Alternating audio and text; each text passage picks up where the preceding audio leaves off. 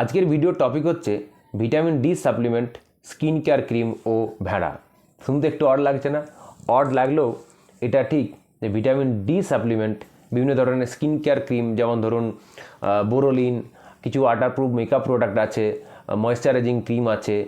এই প্রোডাক্টগুলো বানানোর ক্ষেত্রে ভেড়ার একটা বিশেষ অবদান আছে। আজকে এই বিষয়টা নিয়ে আলোচনা করব, খুব ইন্টারেস্টিং লাগবে, পুরোটা শুনবেন।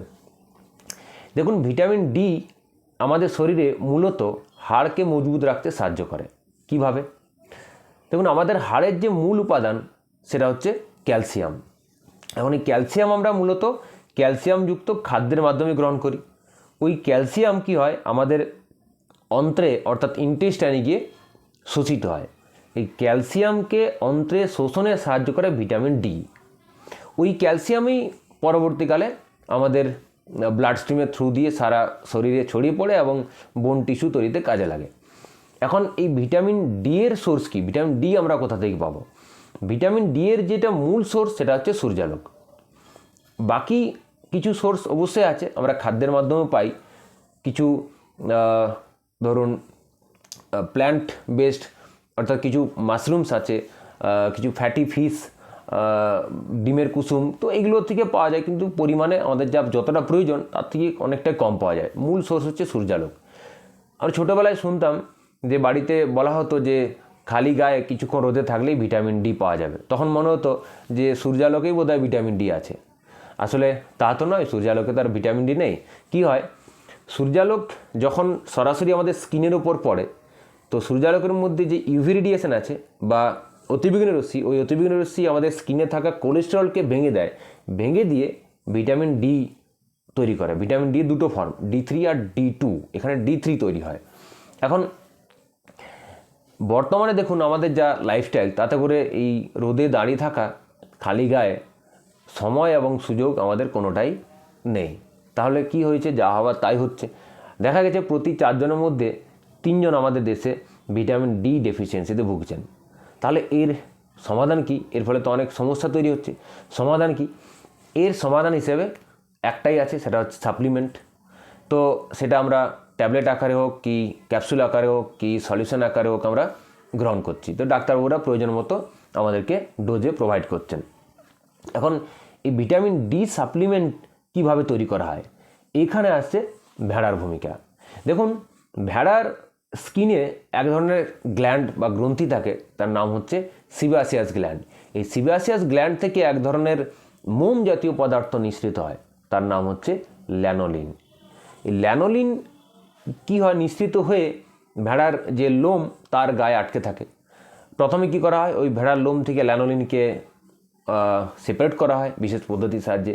সেপারেট করে তাকে পিউরিফাই করা হয়। পিউরিফাই করে কি হয়, তার উপর ওই ইউভি রেডিয়েশন পাঠানো হয়। ল্যানোলিন হচ্ছে আসলে এক ধরনের কোলেস্টেরল। ওই ইউভি রেডিয়েশন ওই কোলেস্টেরলকে ভেঙে দিয়ে, ল্যানোলিনের মধ্যে যে কোলেস্টেরল আছে তাকে ভেঙে দিয়ে ভিটামিন D3 তৈরি করে। তো ভিটামিন D3 এটা প্রি অ্যাক্টিভ, মানে তখন অ্যাক্টিভ ফর্ম নয়। ওটাই আমরা সাপ্লিমেন্ট হিসেবে মূলত ব্যবহার করি। ওই ভিটামিন D3 সাপ্লিমেন্ট আমাদের বডিতে যখন প্রবেশ করে, লিভারে গিয়ে ও অ্যাক্টিভ ভিটামিন D3-তে পরিণত হয়। এই ভিটামিন D3-কে বলা হয় কোলে ক্যালসিফেরল। দেখুন, আমার কাছে একটা সলিউশন আছে, যেটা আমার ছেলেকেই ডাক্তারবাবু দিয়েছিলেন। আমার ছেলের এই সমস্যা হয়েছিল, ভিটামিন ডি ডেফিসিয়েন্সি হয়েছিল। তো এর নাম হচ্ছে কোলে ক্যালসিফেরল। তো কোলে ক্যালসিফেরল যদি কোনো জায়গায় ভিটামিন ডি সাপ্লিমেন্টে লেখা থাকে, তাহলে বুঝবেন এটা হচ্ছে অ্যানিম্যাল বেসড, অর্থাৎ এটা ওই ল্যানোলিন থেকেই তৈরি করা, অর্থাৎ ভেড়ার থেকেই তৈরি করা। তো ভিটামিন ডি হচ্ছে আসলে নন ভেজ, মানে সাপ্লিমেন্ট যেটা, সেটা হচ্ছে নন ভেজ। আর ভিটামিন ডি আবার কিছু ভেজ প্রোডাক্ট থেকেও পাওয়া যায়, কিছু মাশরুমস থেকে, কিছু অ্যালগি থেকে পাওয়া যায়। তো সেটাকে আমরা ভিটামিন D2 বলি, তার নাম হচ্ছে এরগো ক্যালসিফেরল। তো কাজ দুটোর একই। তো মনে করা হয় যে ভিটামিন ডি এর যে D3 ফর্ম, তার কার্যকারিতা নাকি একটু বেশি। সে যাই হোক, এটা আলাদা গল্প। তো তাহলে বুঝতে পারছেন যে ভিটামিন ডি যে আমরা সাপ্লিমেন্ট ব্যবহার করি, সেটা মূলত ভেড়া থেকে তৈরি করা হয়। এবার দেখুন, প্রথমে আমরা আলোচনা করেছি যে ল্যানোলিন হচ্ছে এক প্রকার মোম জাতীয় পদার্থ।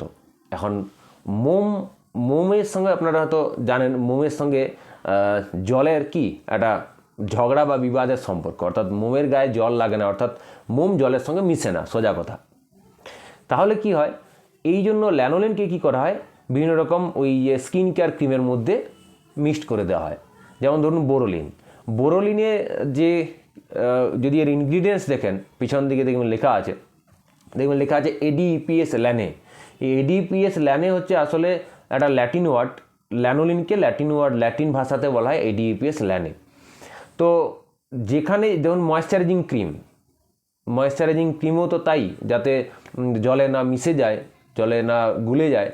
আর যে ধরুন ওয়াটারপ্রুফ লিপস্টিক যারা ইউজ করেন, যাতে জলে না সহজে মিশে যায় বা যাতে মানে স্টিক হয়ে থাকে, তো তার জন্য ওখানে কি করা হয় না, ওই ল্যানোলিন ব্যবহার করা হয়।